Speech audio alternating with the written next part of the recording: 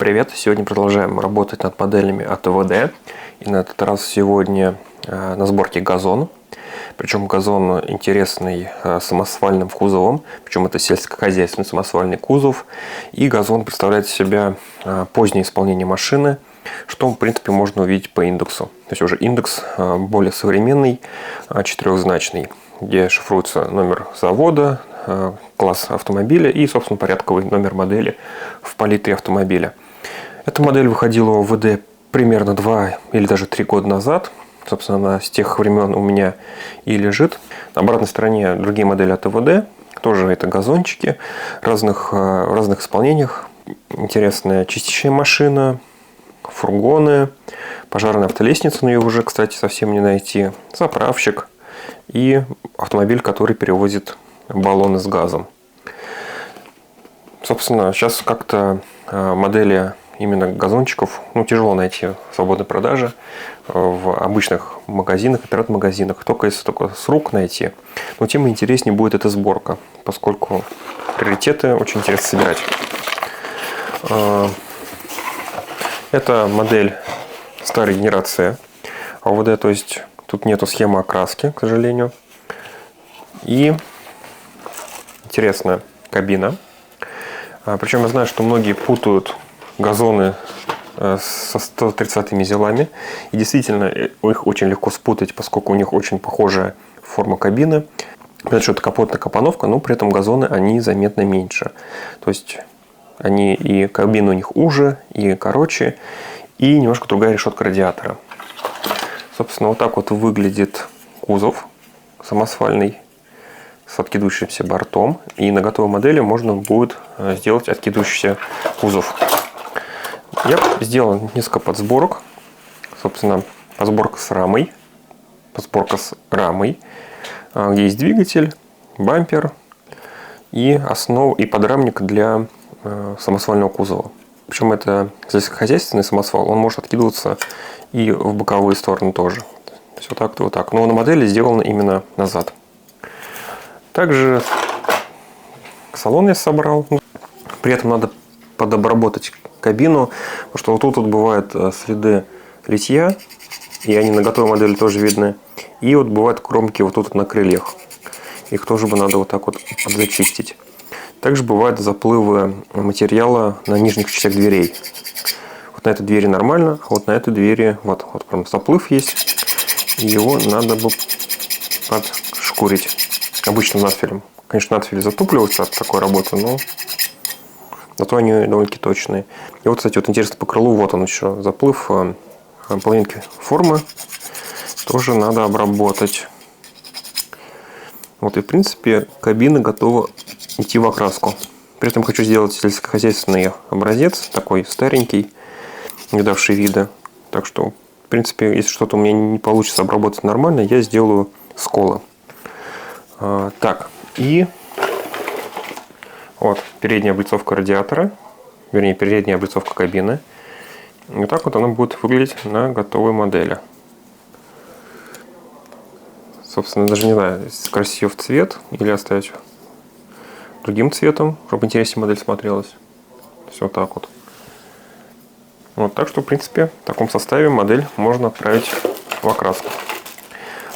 Также есть в наборе покрышки. Покрышки довольно простенькие, то есть такой довольно простой протектор. Так что, если будет возможность, лучше, конечно, заменить. Ну, я думаю, что сойдет. Так что все, модель отправляется в окраску. Раму я прокрашу черный цвет. Это оттенок шины черный от фирмы Machete. Тут просто без излишков окрашу раму в черный цвет, особо не выделяя никакими художественными эффектами. Кабину я окрашу в оттенок Sky Blue. Этой краской я крашу кабину и зилов, и газонов. В принципе, это очень хороший оттенок синего цвета, вернее, такого сине-голубого цвета, которым красили советские автомобили. По-моему, и на газе, и на зиле был один и тот же индекс краски. И Sky Blue, в принципе, от Machete, прям из баночки, без всяких подмесов, отлично подходит для этой работы. Тут самое главное прокрасить со всех сторон, не забыть углубления и нижней поверхности. А кузов я прокрашу в серый цвет, при этом это будет базовый обычный серый цвет. Вначале начну с темного оттенка серого, потом покрашу основным серым цветом и в верхней поверхности высветлю серым цветом с капелькой белого, чтобы кузов смотрелся не таким однотонным, а чуточку более интересным. Особенно выделю эти прямоугольники на кузове. Они будут интересно смотреться в чуть более высветленном цвете.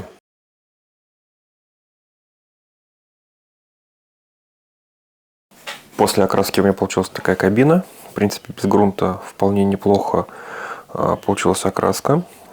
Вот, довольно-таки блестящая передняя панель получилась у меня, в принципе, как я и хотел. Единственное, у меня все равно получилась небольшая шагрень на кабине, и поэтому я сейчас ее чуть-чуть собью при помощи полироиля от Tamiya.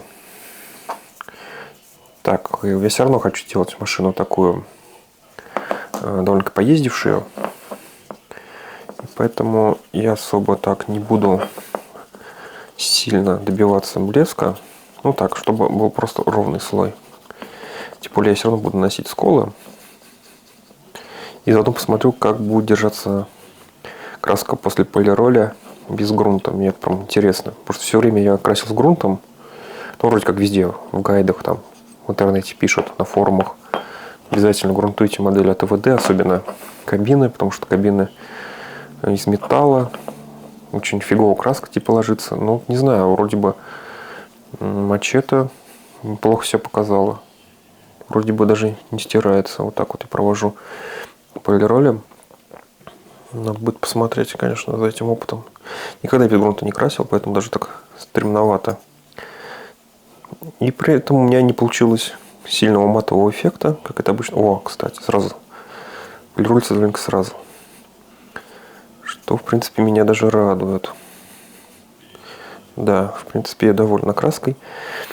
Все равно я излишки, ну где у меня будут косяки окраски, я заделаю сколами, потому что я хочу все-таки сделать такой сельскохозяйственную машину, такой прям конкретно. Да, полируется хорошо, и вроде даже краска не слезает. Кстати, ну, эксперимент, можно сказать, удачный. Правда, я очень плохо зачистил кабину на предварительном этапе. Ну, вообще, я эту модель подсобрал очень давно, года 3 назад. И она до сих пор у меня лежит в ожидании своего часа. Ну, где я вижу косяки, я сделаю сколы. Благо, это не самолет. Тут можно свои косячки прятать за грязью, сколами, какими-то потеками, может быть, ржавчина или грязи. Собственно, поэтому я и люблю именно АВДшные модели. Ну, не АВДшные, вообще любую гражданскую технику. Опа! Вот, кстати, скол. Да, так что скол есть. Ну, значит, будет там настоящий скол, реальный.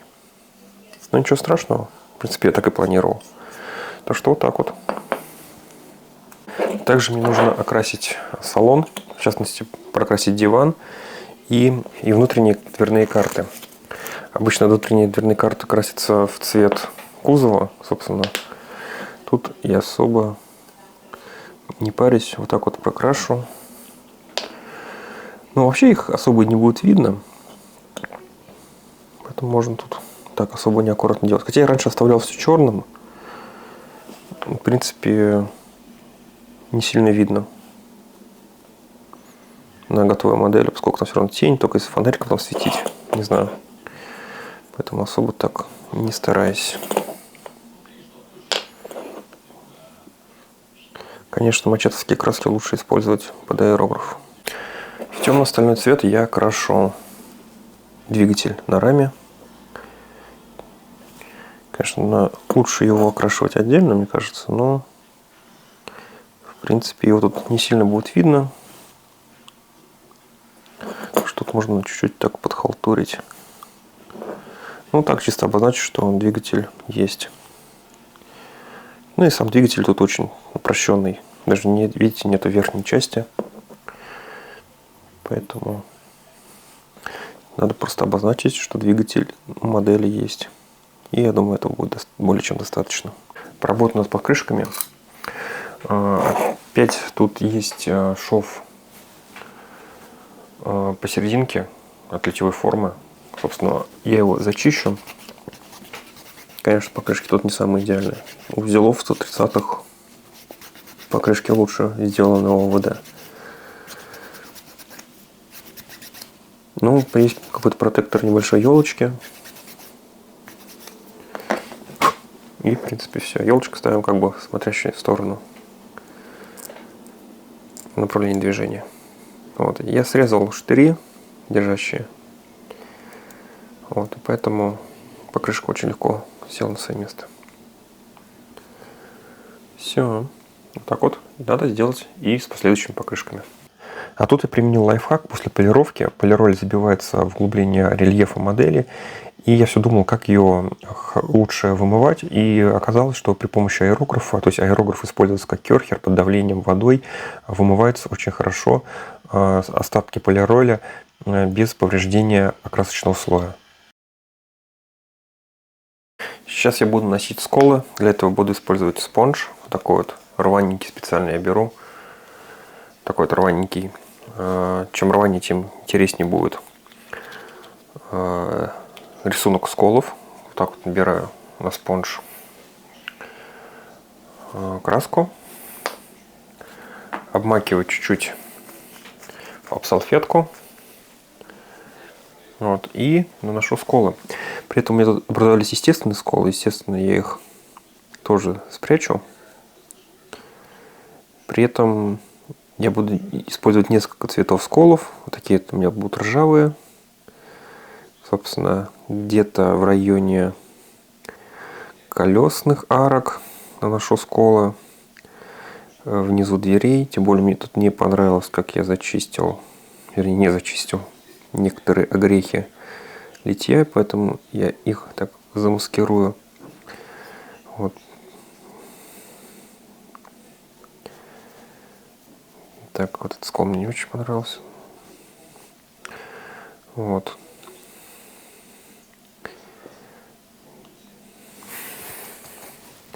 Поэтому вот у меня скол образовался естественным образом во время обработки полировки. Его тоже я сделаю, обработаю.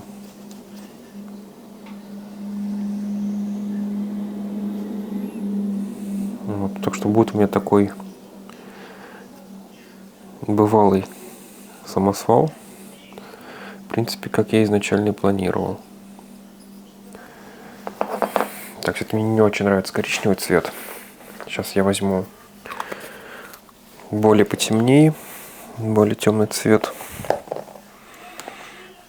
Или же можно смешать.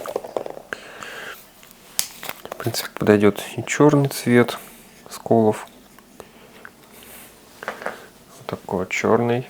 Его тоже я вытру об салфетку и продолжу наносить. Чтобы немножко палитра была поинтереснее. Вот, даже такой интереснее смотрится цвет. Вот. Старый сельский самосвал сразу обретает побывавший вид. То, что в принципе надо для такой модели. Даже иногда будет проблескивать металл, но я думаю, это даже это и нормально. Я сделал еще такие горизонтальные царапины. Типа он продирался через кусты какие-нибудь, и ветки задевают кабину. Вот. Также я облицовку в местах сколов, в местах стыков с капотом. Типа детали трутся между собой из-за неправильных зазоров и образуются сколы краски. То есть как в жизни. То есть такая логика. И чуть сколы наперед, типа камешки в него попадали. Вот. И естественно надо сделать сколы в самом самосвальном кузове. Причем тут можно посмелее, поскольку самосвальный кузов он больше подвержен механическим воздействиям. Поэтому тут стесняться особо не буду. Потому что он во время разгрузки, погрузки, мало ли там, хоть это сельскохозяйственный самосвал, на нем, по идее, должны возить там сено, корма какие-нибудь. Ну, также на нем в теории могут и песок какой-нибудь возить. И вполне себе какую-нибудь щебенку, да. Да и просто ящики, почему бы не загрузить бы в него. Поэтому, в принципе, его можно спокойно пачкать как следует. Тем более, испачканная модель выглядит всегда более выигрышно на полке, более живой такой. В отличие от обычный, фабричный, да. Вот, то есть как вот так вот он ссыпается. После того, как сколы подсохли, можно, в принципе, начать заниматься смывкой. Я смазываю поверхность модели растворителем. Вот таким вот. Это называется очищенный white spirit от фирмы Sonnet. В принципе, его можно купить, ну, на маркетплейсах, на Озоне, на Вальбересе, где угодно. Это невеликая редкость, в отличие от великолепной смывки от фирмы Tamiya, которую, в принципе, тоже можно делать самостоятельно. Так, и тут я вот так вот в углубление заливаю смывочку. Тем более, мне очень нравится серый цвет. Он легко прям поддается высветлением, затенением. Очень выразительно. Так, и даю чуть подсохнуть. Тут особо выделять-то нечего. Ну, также смочу white спиритом. Заодно проверим, как краска без грунта держится во время смывки. И также заливаю вот эти вот углубления, выделяя черным цветом двери. Вот. Сразу дверь стала выразительней.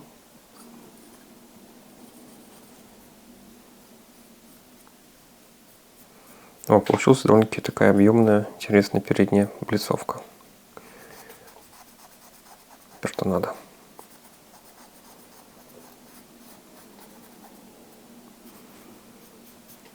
Я не очень хочу выделять вот эту переднюю ребро жесткости у капота. Во-первых, у нее нет такого прям яркого выдающегося рельефа, и поэтому, по-моему, получится ерунда. Ну так, по опыту.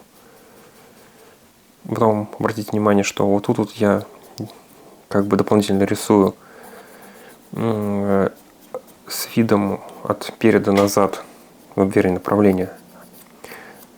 Перед-назад такие горизонтальные линии. Будет смотреться, как будто действительно стекала вода. Ну, вода, дождь вот так попадает на грузовик, и вода стекает на капот. Продолжаю собирать шасси. Я окрасил диск запасного колеса в черный цвет. Ну, в принципе, можно и даже его не красить, потому что пластик и так черный, следов очистки нет. Что, в принципе, можно сэкономить краску. Собственно, так я его одеваю и поставлю на раму на свое место. Тут тоже есть штырьки. Примерю вначале.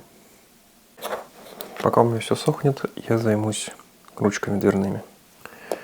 Я их окрасил в стальной цвет из аэрографа. И теперь сажаю на свое место модель.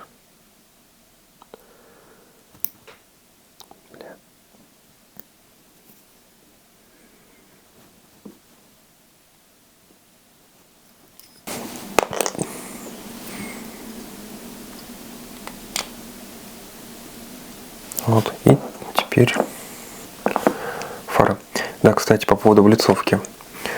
У АВД есть проблемы с лицензией для автомобилей завода ГАЗ. Ну, вообще группа ГАЗ целиком, потому что ГАЗу принадлежат и ЛиАЗ, и ПАЗ, и прочие бывшие советские заводы.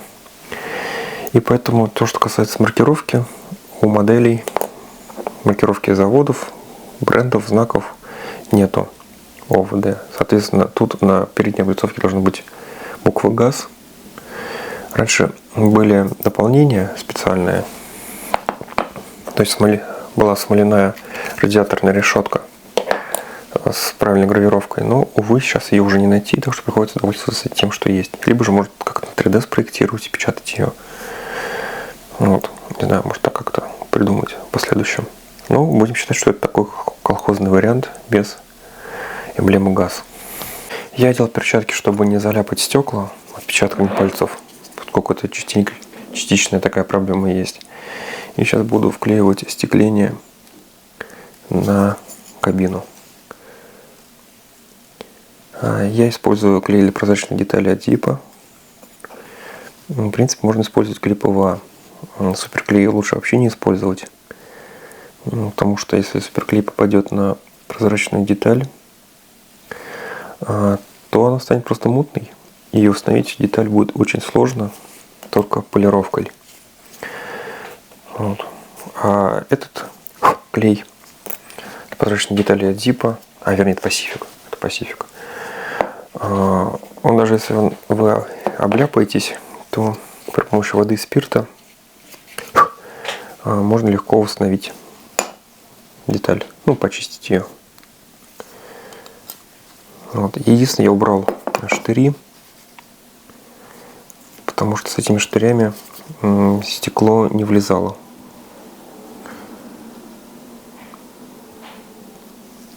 О. Вот стекло в рамке, и надо дать подсохнуть. Причем сохнуть довольно-таки долго, примерно часа 2 или 3. Так потом можно будет делать дальнейшие манипуляции с кабиной. Мне осталось приклеить декали с номерами на свои места. Это будут поздние советские номера белого цвета, то есть не черные, как тоже предлагает производитель. Все-таки машина более поздняя, такая последнего советского периода, то есть где-то в районе 80-х, даже начала 90-х годов, судя по облицовке радиатора. Я также применю прием масляные точки, возьму именно серый цвет и вот такими движениями по направлению размажу точки по поверхности модели, и потом возьму White Spirit и чуточку их растушу. И таким образом я проимитирую следы воздействия погоды, дождя на модель. Таким образом модель будет смотреться еще более живой, прям как настоящий. То есть обратите внимание на настоящие машины на улице. То есть если они постоят под дождем или под снегом, снег растает, то окажутся такие вот грязевые дождевые следы на модели. И это очень заметно оживляет модель. Также в конце работы я пигментами запылю модель, при этом вначале я их на сухую наношу на модель. Все-таки у меня модель получилась матовая, и в принципе можно особо как не закреплять. Но я все равно потом пройдусь сверху по пигментам White Spirit, чтобы он схватился, и пигмент тоже оказался в углублениях рельефа шасси. При этом я возьму такой оттенок черноземный. Самосвал ездит по чернозему, и как раз такой темной землей он будет испачкан. И вот такая модель у меня получилась. В принципе, я хотел его создать, сельский грузовой автомобиль. В принципе, у меня это получилось. В принципе, вполне узнаваемый образ у меня получился. То есть то, что я как и задумал в самом начале видео. Так что, если вам понравился процесс работы над моделью, вы подчеркнули для себя что-то интересное, полезное, и какие-то приемы вы, допустим, не знали, или хотите поделиться какими-то приемами в работе над моделями от АВД, то приглашаю вас в комментарии. Будет интересно почитать, какие приемы, методы используете вы в своей работе. Может, какая-то другая последовательность. Я попробую ваши советы применить на следующих видео. Так что подписывайтесь на канал. Пока.